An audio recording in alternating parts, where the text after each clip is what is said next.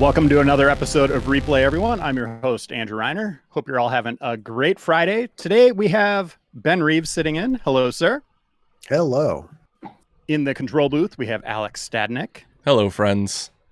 And then we have a special guest, a dear friend of mine. We go way back. Actor Scott Porter. Hello, sir. Hello. How are we doing today? Good. Welcome to Replay. Yeah, man. I'm excited. This is the longest running show on the internet. I don't know if you knew that. We're over a decade long, and we've asked Scott to be on every episode up until this point, and he has turned us down every time. Yeah, it's the reverse Jimmy Kimmel, Matt Damon situation. I don't know if you've ever seen Jimmy Kimmel thanks Matt Damon and apologizes to him for having to bump him because they didn't quite have time to get to him that night. So this is the reverse. I've said yes every week, but then had to tell you last second, I'm so sorry. I can't make it. And today we're going to be playing Damnation. This is an old, terrible game that we're going to be taking a little look at. This is going to be a little bit of a shorter episode than normal, but we thought this would tie in with some of your news, Scott. You have just signed on to play a character. We don't know who it is yet. We can't reveal that yet, but on the TV show Lucifer. That is right. Yeah, I closed the deal on Tuesday, and I did one episode for the second half of season 5, which will be coming out soon on Netflix, and then I officially joined the cast for season 6, which we are starting production on next week. And Damnation was released in 2009 from developer Blue Omega Entertainment and publisher Codemasters. Scott, we're going to see how good of an actor you are. You know why I know Codemasters? Micro Machines. That's why I know Codemasters. That goes way back, man. Yeah, there we go. I want you to give the main character a voice, by the way, Scott. We're going to hear what it is, but I want you to do your own. And it's not Abe Lincoln, by the way. In Damnation? The game would have been so much better if it was. Yeah, it'd be a lot like Abraham Lincoln, Zombie Hunter or whatever. Vampire Hunter, right? So what's going on here? This looks really grim. America's on fire. This is an alternative universe, an alternative take on America, where steampunk machines are taking over the world. Oh, it's Steampunk Terminator. Yeah. That's the main character, Scott. So that's who you have to voice. That robot guy? Yep. Get in character. Oh, does the robot guy develops a conscience? What happens here? Oh, great. This is a PS3 game? And 360. Yeah, and 360, and then we're playing it on. Are we on PC or are we on 360? Steam. Okay. Steam has been our lifeblood over the last couple of weeks. Or PC months. 3? Yeah, PC3. When are they coming out with PC2? Wait. Keep waiting. That's the bad guy, or is that a good guy? Oh, that might be you. Yeah, that might be your character. He looks really badass. Yeah, I think that. I mean, whoa. What one-liner would you give him as he's doing sword strikes? Oh, this guy right here. Mm-hmm. Hold on. He's a bit of a cut-up. He is. Stick around. I think they got the point. You guys all have some sharp wit. Ah. Whoa. And we got some other big news with Scott. As soon as this cutscene's over, we get to What if that. every time he eliminated an enemy, he paused slowly said, "You can't handle the steam, punk." Awesome. Yep. I like the voice. We're gonna remaster this. Wait, is this the lead guy? This has got to be the lead guy, right? Oh yeah, he's cool. He looks more like He's got the hat. he looks. This guy riding in here looks like how it looked when they tried to put Tom Sawyer in the League of Extraordinary Gentlemen. You're just like, where did this guy come from? What's happening? I mean, I love Shane West like everyone else, but And naturally, the girl has like 30% the amount of clothing as the guy. Yeah. That's what era we're in. And 70% less than practical clothing. Yeah. Why does she? Yeah. Why do we need side, under, and side boob? Like, she's got 3 side boobs. We'll meet them head on at Arrow Tree Bridge. Also, these were the audio settings I was going for. I don't know why the cutscene was just like you That couldn't hear cutscene it. was so ridiculously quiet. Yeah, but now it like sounds where I thought it was gonna be. So chat, I apologize. Chat, also I hope you're doing well today. All right, we got gameplay. Scott, I'll say. Big So now we weekend for you. understand who the. Now we understand. Yeah, now it's all clear. Okay. yeah, it's a big weekend for you, Scott Porter. You are hosting, right? You're the one who will be on camera for the 6th annual Freeze HD for Huntington's Disease Society of America. That's right. Could you go into the details on that? Yeah. So my family is affected by something called Huntington's disease. Sorry, I'm not And- laughing at you. What? Sorry, Scott, I'm not laughing at Silly. you. It's just Oh, the okay, animation. yeah. I know, it's just the game. This guy's super offensive. He's laughing at sickness. Not a lot of people have heard of Huntington's disease. It's a shame that they use phrases like boutique disease, but that's what they call it in this country because, you know, we have 50,000 symptomatic Americans. But one of those people is my mother-in-law, and my wife is also positive for the Huntington's disease gene. And so a couple of years ago, we decided to get involved with the Huntington's Disease Society of America to raise money to try and find a cure and to support families who are battling this thing. And, you know, last year was our 5th year, and it's always been in person. We raised 420 grand in one night last year for this thing. Whoa. And this year, we are going virtual for our 6th annual Freeze.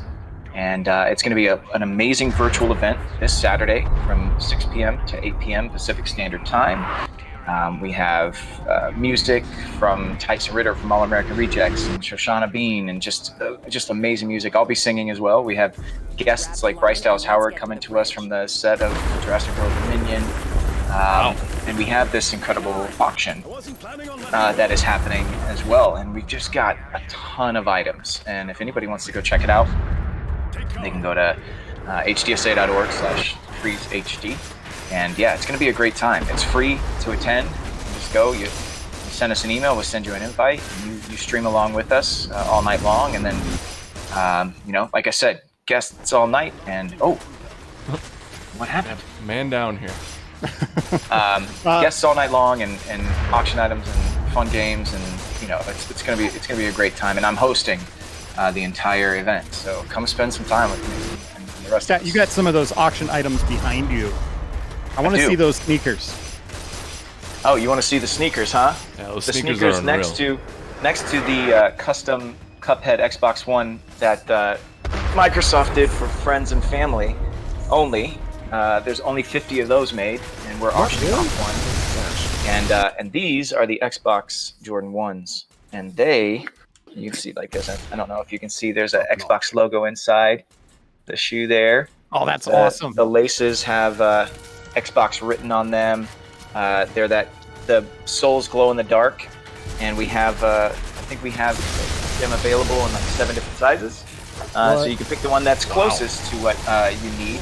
There were only 200 pairs of those ever made, and they were friends and family of Xbox. And I have had a pair for a few years. I guess I'm a friend or family member of Xbox, which is pretty cool.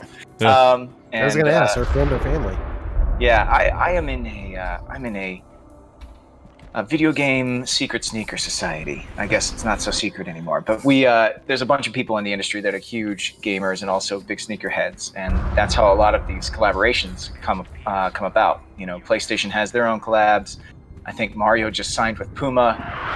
You know, Xbox and Jordan brand were able to put something out, and they are sick. Like I said, one of only 200. If you go on StockX and try and buy them, I mean, I think the last pair that sold for almost $3,000. The pair that sold before that sold for 10. And actually, nobody should be selling them because like everybody had to sign a piece of paper to say, I will not resell these.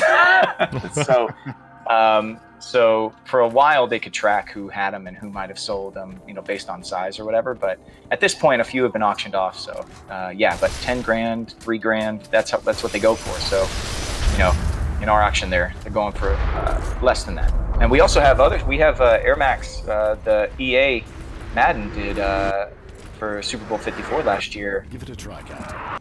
These guys could use the sneakers because they obviously can't figure out how to mantle correctly. But they did these amazing Air Max 1s for Madden and the Super Bowl last year. And we have 2 pairs of those, a pair of size 9s and a pair of size 11s. So, yeah, we've got everything, man. Wow. Yeah. And if you have any questions for Scott, leave them in the chat. We are live across all social media, Twitch, YouTube, Periscope. We're all over the place. So leave us some questions, and we'll get them to Scott.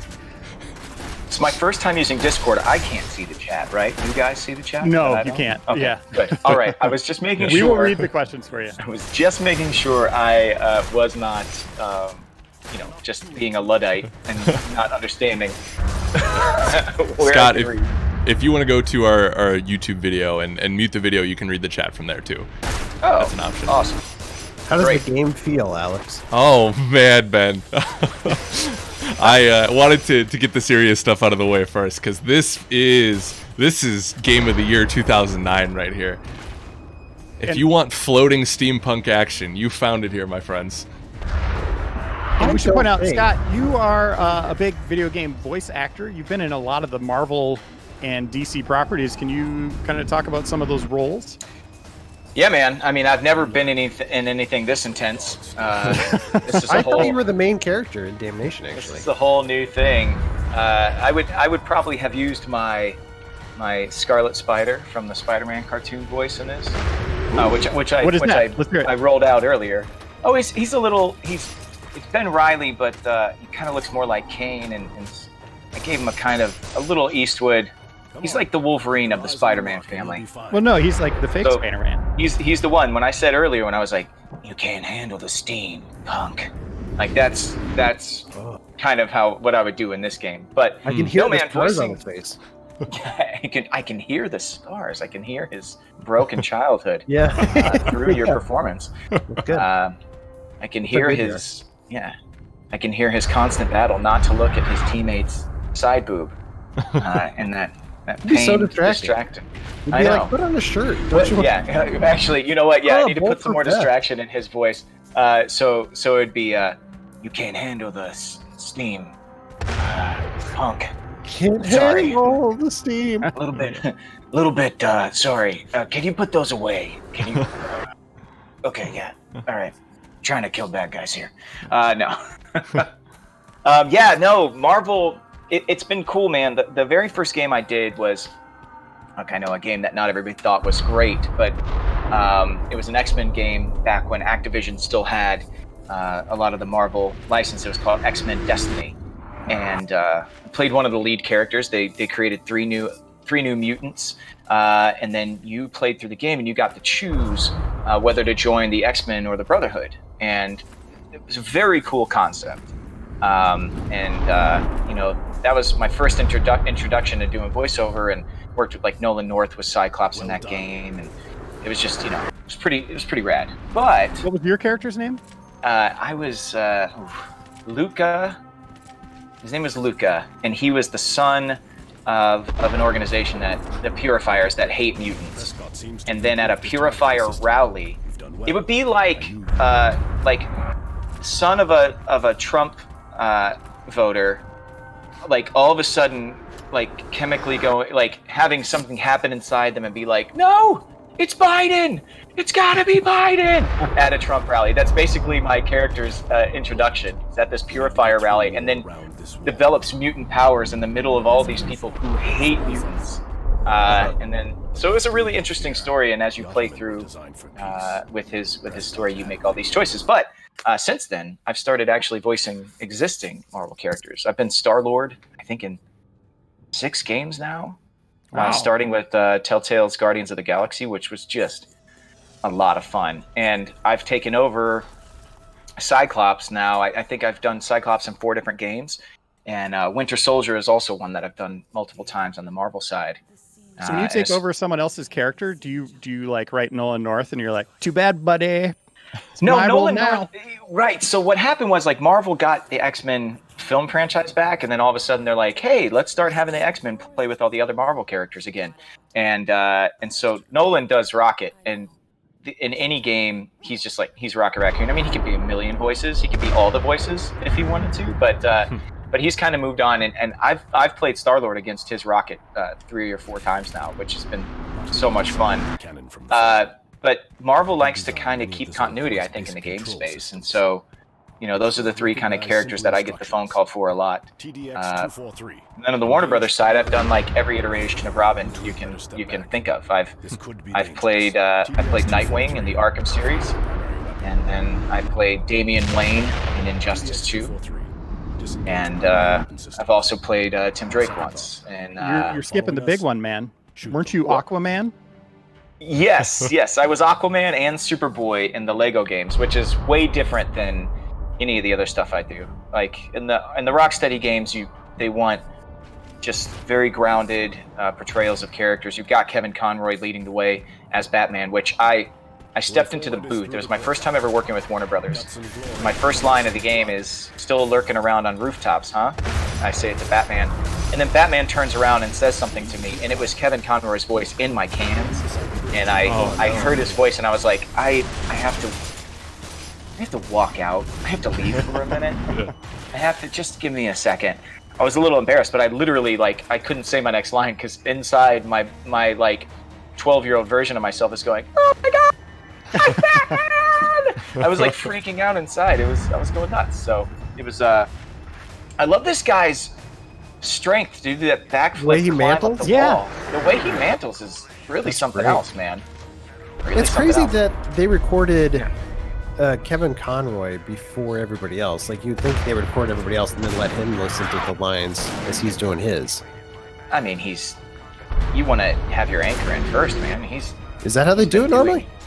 Yeah. I mean, I think, yeah. When I did Guardians of the Galaxy, I quite frequently was in first, and because like, unlike animated, when I would do the Spider-Man cartoon or the Avengers cartoon, the Black Panther series, I played Black Panther's foster brother White Wolf on a series, and we would get together and we'd have 10 people in the room, and it'd be like Mark Hamill and Troy Baker and like just this room full of Tara Strong and like and we would just all work together. We'd do the whole episode as like a radio play kind of in this room.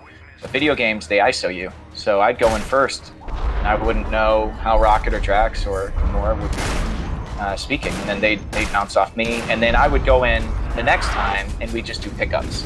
So that's really how you approach it. But I don't think with Kevin you ever need to do a pickup because he's been doing it for 20 plus years. Yeah. So he knows how Batman's going to be. So he lays the foundation, and we all react to him. And yeah, I think it's the only way to do it, really. Now, Scott, I'm going to give you a few seconds to compose yourself here. Okay. Pour some water on yourself if you need to, but I want to hear a little Aquaman. So going into the Lego game, I went back and I did some research into the 60s Aquaman cartoon. He's riding his giant seahorse. And I had already been in for Superboy. And we had made the decision that Superboy and Supergirl were going to be 2 Valley kids, you know? And so Superboy's a little Keanu Reeves-ish. And they have a super club. And, Superboy's like, "Hey, man, if you want to come into the super club, you got to bring soup." And then Supergirl corrects me, and I'm like, "Oh, yeah, sorry." So that was fun. Ben I went in liked for that joke, by the way. Hey, it's good. Yeah. That's solid. But then they wanted me to come back for Aquaman, and I was like, well, okay, how am I gonna make this so different that you won't tell that the same guy is doing that? And I was still kind of green at that point, so I went back and did some research, and I just decided that this guy's completely not self-aware. He's not in a mean way, but he's royalty. He's the king of the sea. He thinks he's the king everywhere he goes, and he announces himself almost every time he walks into a room. And when he announces himself, he does with like the loudest voice possible.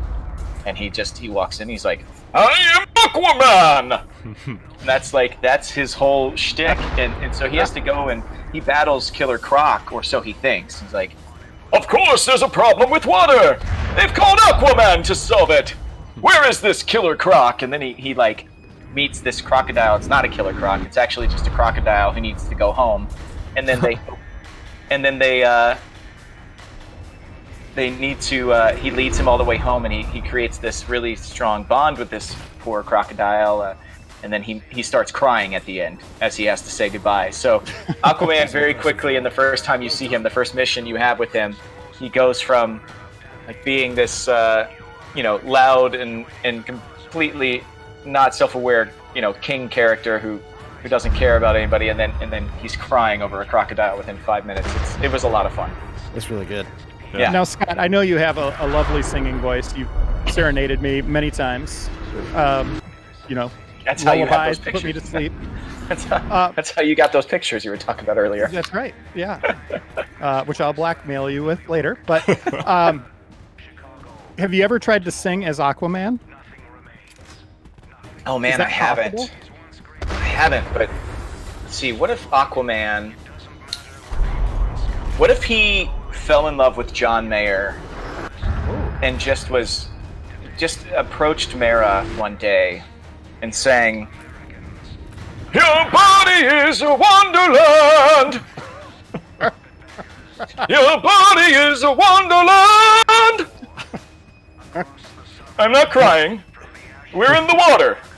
That's not tears. They're simply drops.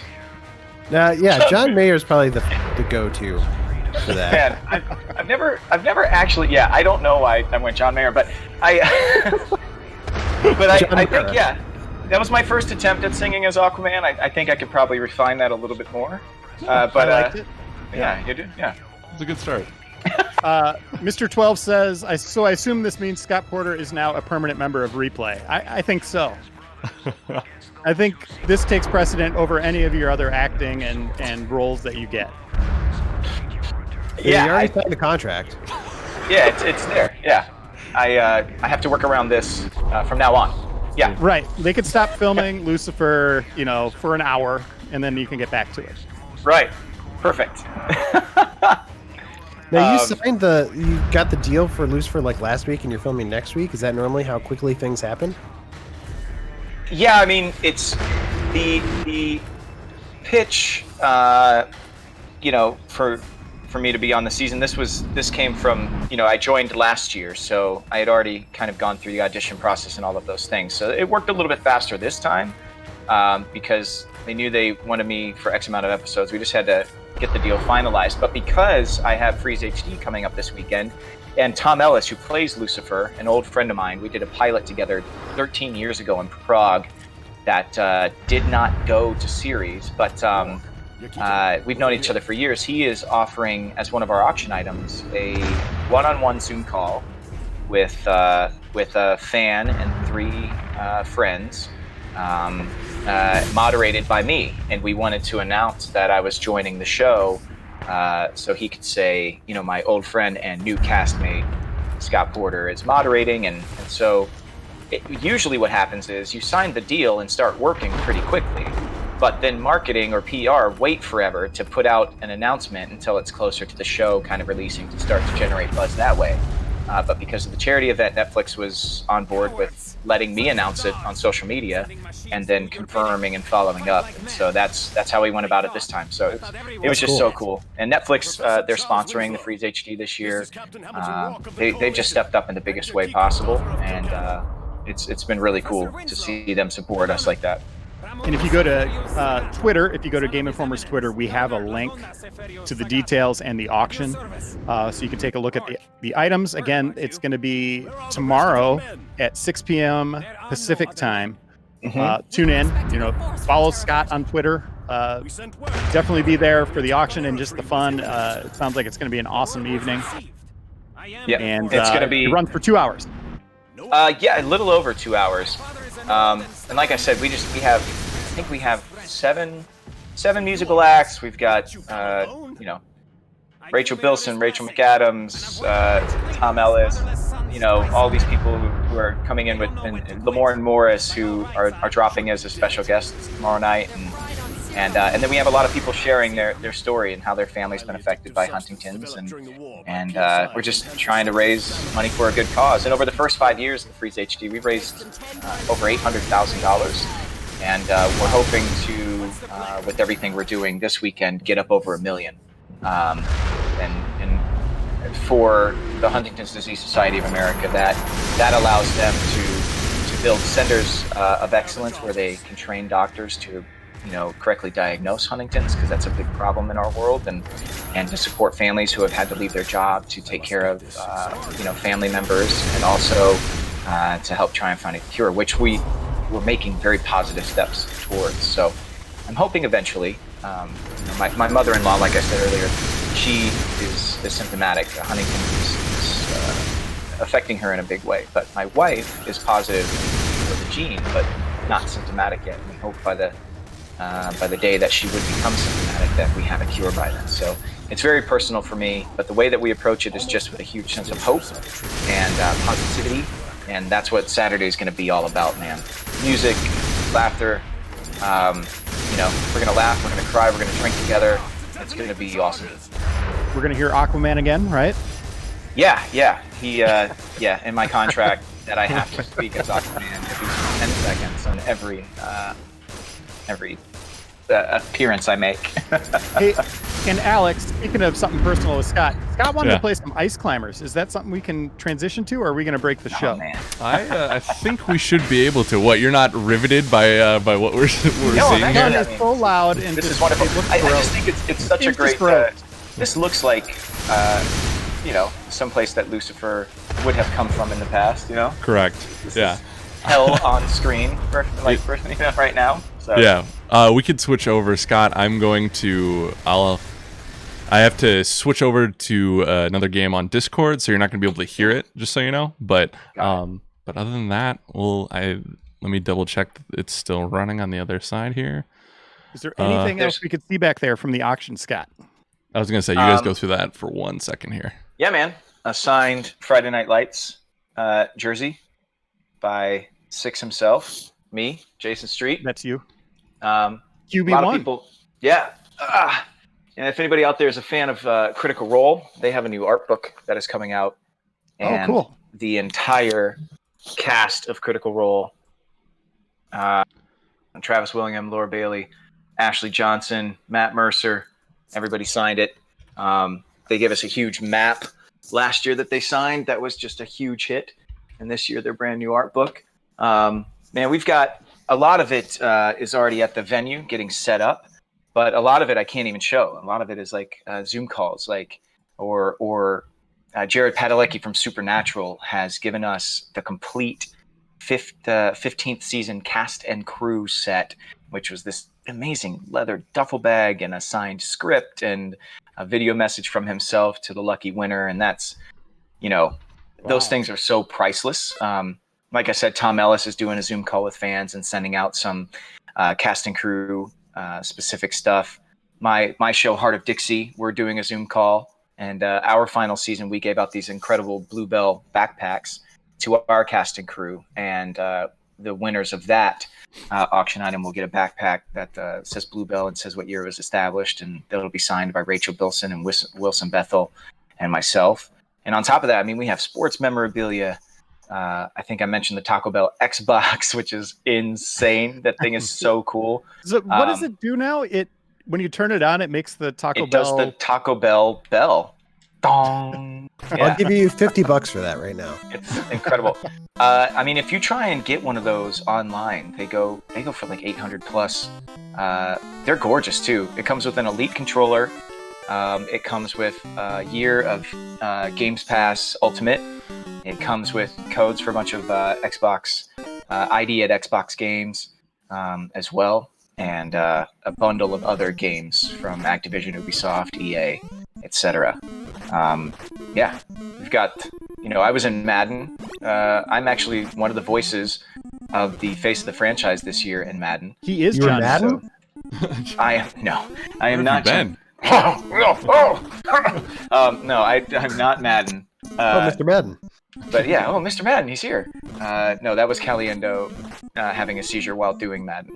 He was on replay, Scott. We had Frank Caliendo on. Caliendo was on? That's awesome. And he was the nicest guy, just really quiet, down to earth. And then the second we said we're starting to go, all of a sudden he was Jesse Ventura.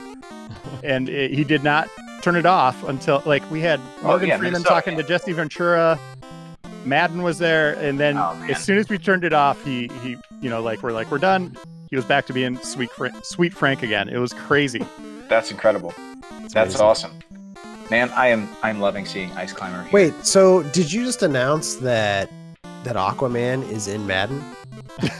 Yeah, but Aquaman having spent years. So here's the funny story with Madden is, so I was Colt Cruz in Longshot and Longshot 2 with Madden, and they moved into a different story mode, Face of the Franchise, and they wanted to work with me again, but they were like, you can't be Colt Cruz, you can't be coming back, so I was like, all right, well, I can't be Colt Cruz, and they're like, if you're going to do this, we want to hear a different voice from you, and I was like, well, I just talk in my own voice, like, why don't we do that? It's Face of the Franchise, you're giving 3 different choices of voice, and they were like, no, we want something, some guy, we're kind of interested in like having like a Northeastern accent. I was like New England accent? They're like, yeah, that'd be great, like a New England. I was like, so I'm on there for the first time ever doing like a New England kind of accent as one of the Face of the Franchises. But there was one actor, Derek King, who performed the player character role on the performance capture stages.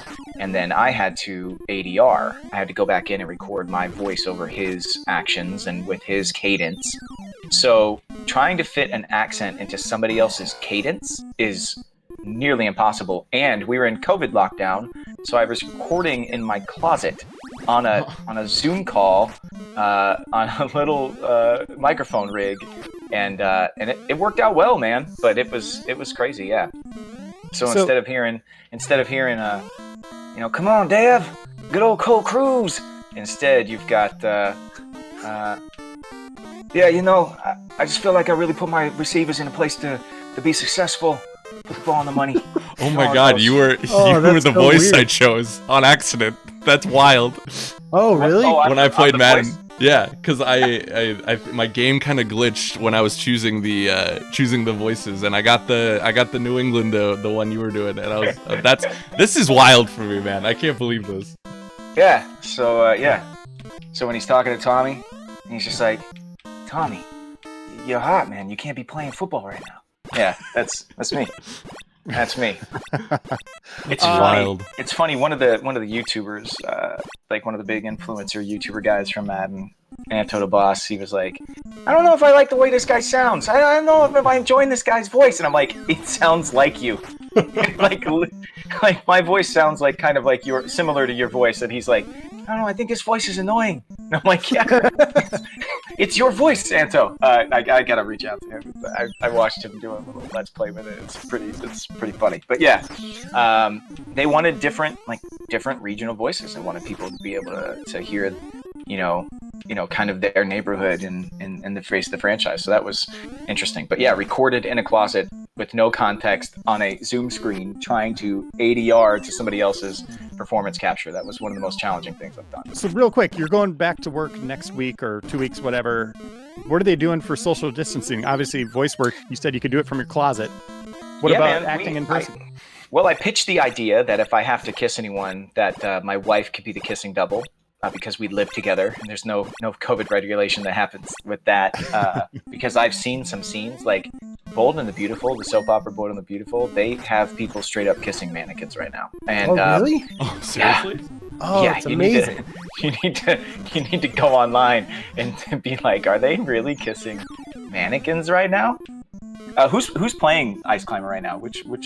Oh yeah, let's go into that real quick before you answer that question. Why did you want Ice Climber? Like, is this one of your favorites game from the past, or? Yeah, it's one of those games that, like, when I played as a kid, I had such a great time playing with my dad. But when I went back and tried to play as an adult with my little sister, who was born on my 15th birthday, I was so frustrated by. So it's like one of those things that, like, you have that you remember, and I watch it with my son. We play Lego games now, and my son, just the Lego games for him are just like everything, And I think Lego games aren't everybody's speed; they're my speed for sure. But as a kid, all he wants to do is run around and smash things and pick up bricks. Like, he doesn't care about beating the game. He doesn't care about getting through levels. He just wants to smash items and pick up the monies, as he says. He just wants to pick up the monies. And so for this, like, I didn't care if we lost levels. I didn't care if again and again and again I was just climbing the same level and getting the same fruit from this jerk condor at the top. But then when I was actually playing as an adult, being like, okay, I want to beat this. I'm like, this is impossible. Why is this game impossible? You know what I mean? Like, I think we all have that kind of thing. Yeah. As we speak, I feel that way. Okay, Scott, you said you won't kiss mannequins. What Yeah, else are they won't doing kiss to mannequins. protect you guys? You know, we got to stay 6 feet away from each other. And I was talking to my buddy Jared Padalecki the other day, and they just they just wrapped production finally on season 15, which was supposed to wrap in the spring, but of course they shut down and they went back and just finished it up. And he said it was so strange because they've been a family for 15 years, and when he would step off set, everybody would part like the Red Sea now. And he's like, you guys don't have to stay away from me. I don't have like a don't look at Jared clause in my contract or anything. But then he was like, oh, they have to. Literally, because of unions, we have to stay, 6 feet away from each other. So there's just no interaction like that. And between actors, there's not either. And so they've toyed around. Some productions have toyed around with putting plexiglass panes up onto sets to keep actors separated, allow them to get a little closer than 6 feet, but then kind of zero it out by, either shooting it straight on and zeroing that out, or framing it so that the plexiglass is just out of sight, but still feeling an actor's shoulder or something. And just, there's just a lot of things. There's showrunners getting on phone calls like every night, talking to each other, being like, how are you getting around this? How are we doing this as an industry, and how can we help each other? So there's a very collaborative effort, which doesn't always happen. When you're working on a show and it looks a certain way and you don't want to share your secrets, like, that's a normal thing to do. But right now everybody is sharing. They're saying, how are we getting through this, guys? We got to get back into production. We got to do it safely, but it's still got to look good. We got to make and all it takes is one person that gets it to shut it down, right? Exactly. Like man. the Batman just got shut down. With the main actor getting Pattinson, Rob. getting COVID. I don't understand why they shut it down. They could have kept going, right? Like, he wasn't that important. Man, I'm gonna start ascribing to the Rob Pattinson way of acting now, though. I loved what he said about. He's like, everybody's like, he's not ripped, he's not built, he's not like, he doesn't have all this stuff, and he goes, listen, Steve McQueen was like the baddest man around in the 70s, and he wasn't like ripped. He didn't have abs. He didn't have a six pack. You still thought Steve McQueen was a badass, though. Like, there was like no question about it. He's like, so I'm not gonna go into the gym 8 hours a day to be, a character. I'm just gonna be tough, and I'm gonna portray the performance of the character. I'm gonna tell my wife If he that. said that, if he said that before he was Batman, people would be like, nope. But now All he's right, Batman. buddy. Like, all right, that's Batman. All right, Batman's yeah, saying it, that yeah. sounds good. That's how it is now. I mean, it's pretty good. I'm excited for that, by the way. I don't know how Yeah, y'all me too. feel. I mean, but Can't if you wait. haven't seen his film library the last like 3-4 years with Good Time and incredible. High Life, Yep. Good Time, High Life, Lighthouse, like, I mean, when people were up in arms about it, those people they've just never. They haven't seen actually anything watched he's this done dude since act. Twilight. Yeah. Exactly. And it's too easy. That's too easy. That's low hanging fruit. It's way too Yep. easy. But that's how people are. They're lazy like that, So people just want to moan, and they took the easy way. And man, I think he's gonna be great. I think he's gonna be so good. That trailer is insane. I just can't wait. I loved what I saw of it. Yeah, and that's getting Paul Dano. I mean, there's so many things they are already doing right, and I'm stoked. And we got 2 minutes left with you, Scott. This is going to be a little shorter episode of Replay. Let's talk about Freeze HD just one more time, where people can go, what time, and we'll just head out that way. It is free to attend. It's virtual because everything's virtual this year. And you go to hdsa.org/freezehd, all one word there, FREEZEHD. And on there, you can find our auction, which is live right now and will end as the event ends that night on Saturday. The event is Saturday, September the 26th from 6 to 8 p.m. or roundabouts on on Saturday the 26th, and after that we're going to have a little after party as well. Our host committee is incredible: Jason Ritter, Bryce Dallas Howard, Mariana Polka, Kate Miner from Shameless, and we're going to have guests like Lamorne Morris and Rachel McAdams and Rachel Bilson and Wilson Bethel and Tom Ellis from Lucifer, and we're going to have music all night long. It's going to be a great time. And the auction, which is live right now, if you want to just go straight to that page, you can just go to hdsa.org/bid. We made that really easy for everybody. And there we've got exclusive video game consoles. We've got The Last of Us 2, PlayStation 4 signed by Ashley Johnson and Laura Bailey and Troy Baker. We've got Xboxes galore. We've got incredible stuff all the way around. Mondo, the amazing Mondo print and t-shirt company, and also Mondo. company.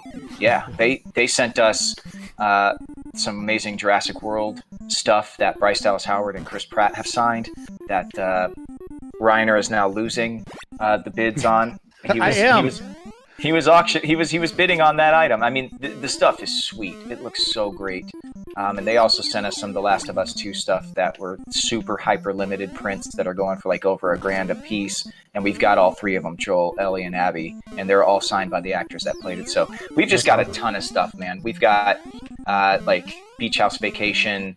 We've got a cabin in the woods vacation up in Durango, Colorado, in this beautiful cabin, so that you can socially distance, take a little staycation kind of thing.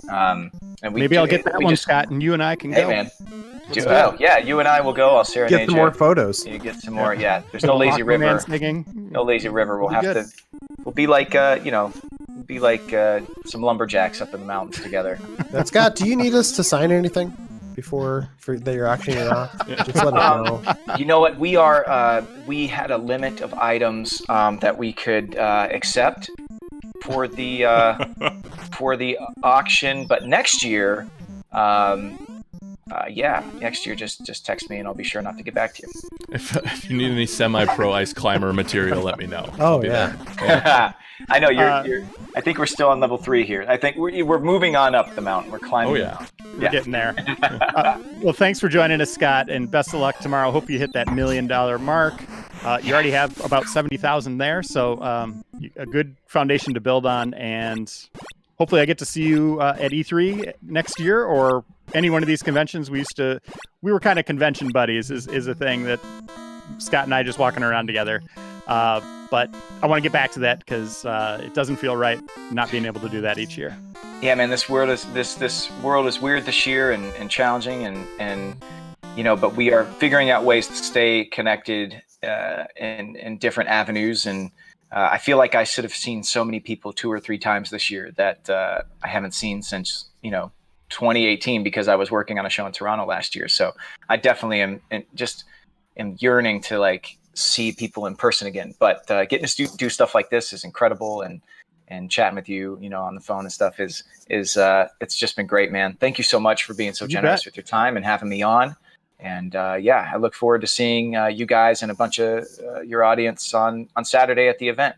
All right. Yeah. We'll see you then, Scott. And All thanks right. everyone for tuning in. We'll see you next Friday. Bye.